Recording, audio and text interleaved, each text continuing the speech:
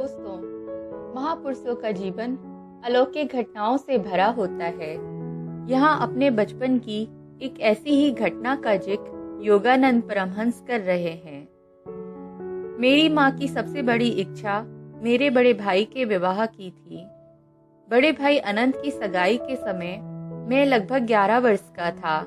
माँ कोलकाता में अत्यंत उल्लास के साथ विवाह की तैयारियों में जुटी हुई थी। केवल पिताजी और मैं ही उत्तरी भारत में स्थित बरेली शहर में अपने घर में रह गए थे, जहां लाहौर में 2 वर्ष रहने के उपरांत पिताजी का ट्रांसफर हुआ था।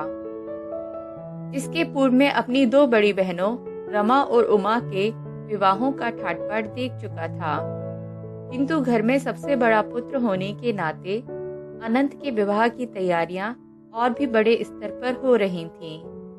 माँ प्रतिदिन दूर दूर से कोलकाता पहुंचते सगे संबंधियों की आवाभगत में व्यस्त थी। मैं और पिताजी भी समय से विवाह पर पहुंचने की तैयारी कर रहे थे, परंतु विवाह के शुभ दिन से थोड़े ही पहले मैंने एक अमंगल सूचक दृश्य ध्यान में देखा। बरेली में आधी रात का वक्त था। मैं पलंग पर सोया पड़ा था। पलंग पर लगी मच्छरदानी की विचित्र फड़फड़ाहट सी ध्वनि से मेरी नींद खुल गई। पतली मच्छरदानी के पर्दे खुल गए और मुझे अपनी प्यारी माँ का चेहरा दिखाई दिया। अपने पिताजी को जगाओ, आज सुबह की 4 बजे वाली गाड़ी पकड़ो। यदि मुझे देखना चाहते हो तो जल्दी करो। इसके बाद छाया मूर्ति अदृश्य हो गई। पिताजी पिताजी, माँ प्राण त्याग रही हैं। हमें जल्द से जल्द कोलकाता पहुंचना होगा। मैंने सुबकते हुए पिताजी को जगाया।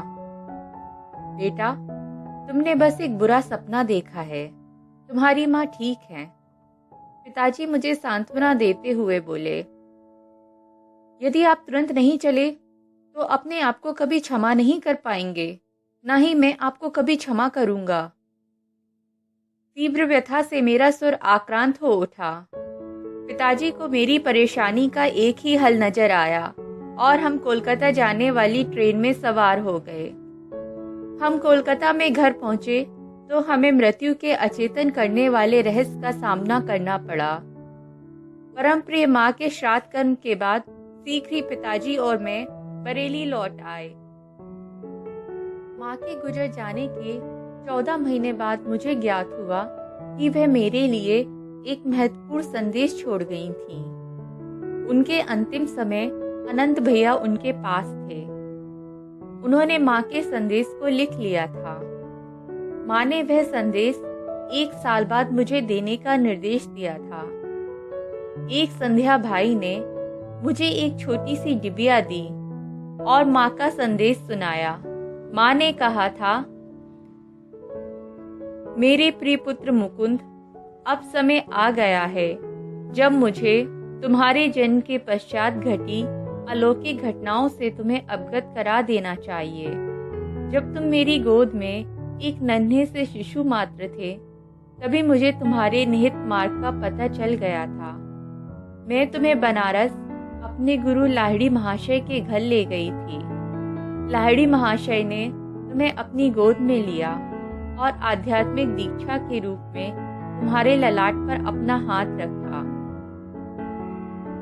छोटी माँ, तुम्हारा पुत्र एक योगी होगा।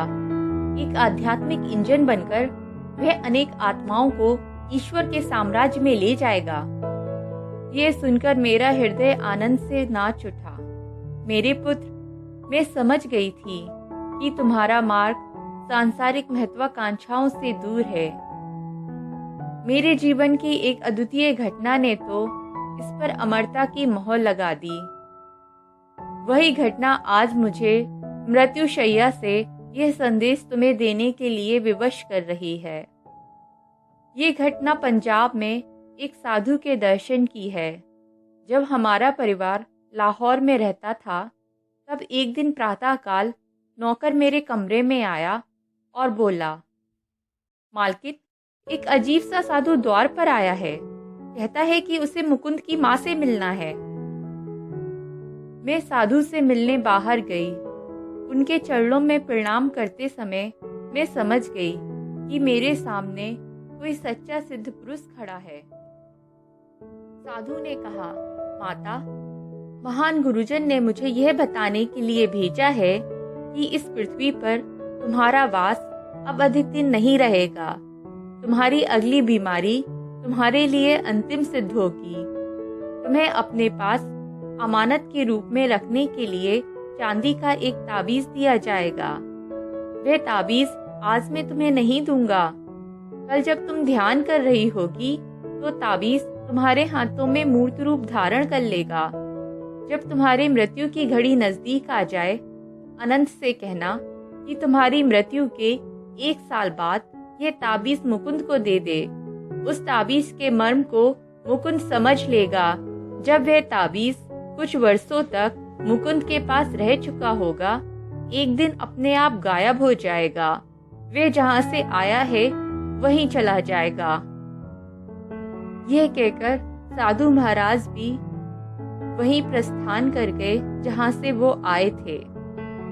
अगले दिन संध्या को जब मैं हाथ जोड़कर ध्यान में बैठी थी, चांदी का ताबीज मेरी हथेलियों के बीच प्रकट हो गया, जैसा कि साधु ने कहा था।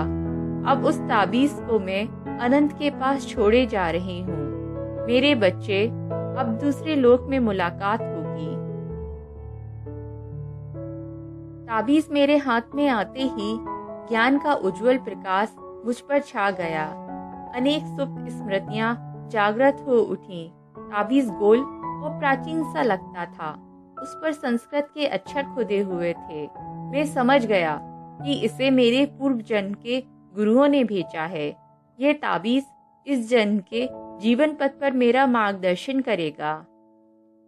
इसका एक और अधिक गहन अभिप्राय था, लेकिन ताबीज के भीतरी रहस्य को खोल देना उचित नहीं होगा।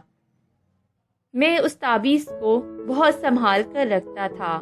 सारी कोशिशों के बावजूद वह ताबीज अनंतः अदृश्य हो गया, जैसा कि उन साधु की भविष्यवाणी थी।